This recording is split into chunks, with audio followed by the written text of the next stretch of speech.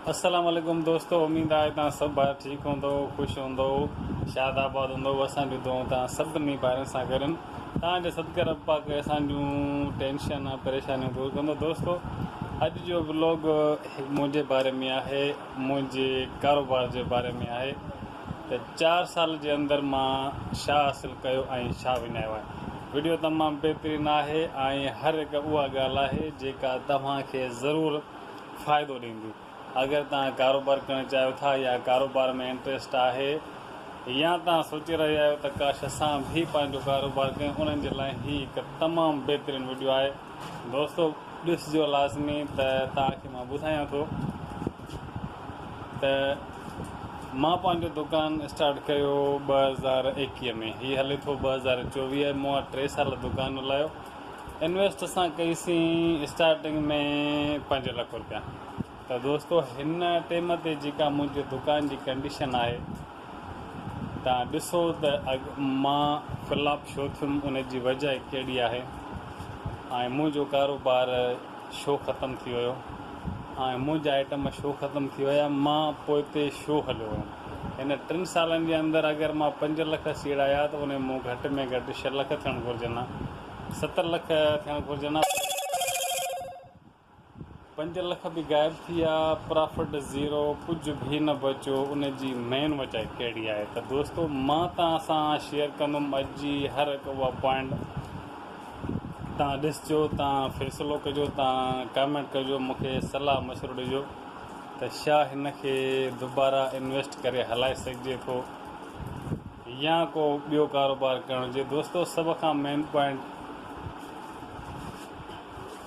ही solar plant आहे, हिन जूं बैटरियूं गायब आहिनि। इन जी मेन वजह इहा आहे त अगरि सोलर प्लांट असां स्टार्टिंग में 1,80,000 या 2 लख जो हणायोसीं, हाणे असांजो फालतू पियो आहे। उन जी मेन वजह इहा आहे त बैटरियूं अगरि जे शुरूअ में असां वठूं था 20,000 या 25,000, अॼु उहे बैटरियूं 50,000 जूं 2 आहिनि।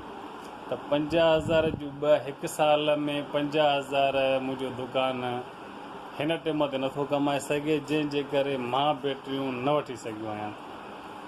प्लस में हे तव्हां ॾिसो था, हे हिन में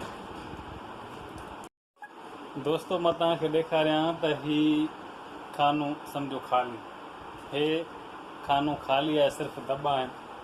ही खंडु, हिननि में मां रखंदो आहियां दालियूं जेके बिल्कुलु ख़तमु आहिनि। ऐं प्लस में हे तव्हां ॾिसो था त कोई बि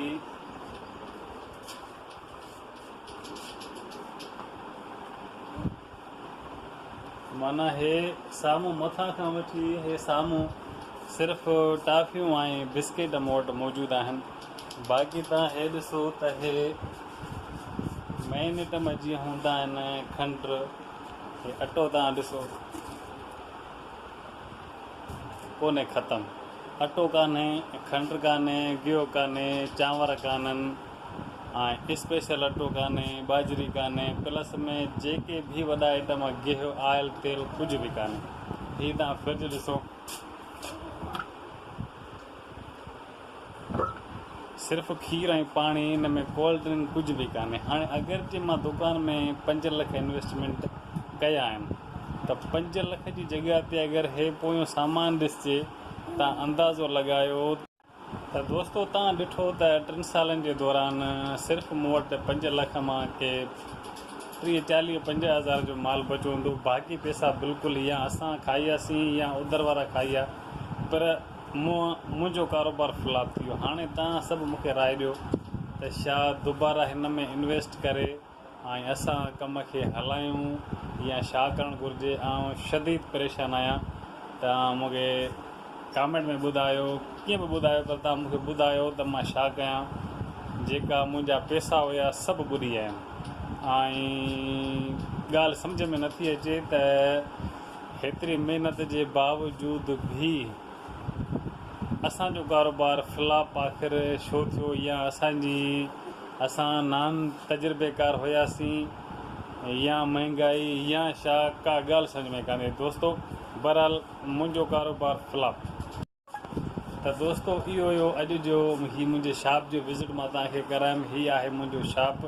प्लस में मुंहिंजो शौक़ु आहे यूट्यूब ते वीडियो, याने हिकु हर इंसान जी पंहिंजी ख्वाहिश हूंदी आहे त चलो हितां मां फ्लॉप थियो आहियां त मां यूट्यूब ते वीडियो अपलोड करे उतां कुझु आमदनी करे सघां। उन में तव्हां सभिनी ॿारनि जी सपोर्ट जी सख़्तु ज़रूरत आहे।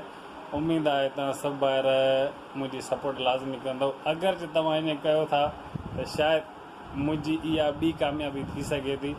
उनखे कामयाबु बणाइण तव्हां सभिनी दोस्तनि जो कमु आहे। उमेदु आहे तव्हां सभु ॿार मुंहिंजी सपोर्ट कंदव। त दोस्तो इहो हुयो अॼु जो टॉपिक, ऐं उमेदु आहे तव्हां सभु ॿार मूंखे मायूस कोन कंदव। मिलंदासीं नेक्स्ट वीडियो में। टेक केयर एंड अल्लाह हाफ़िज़।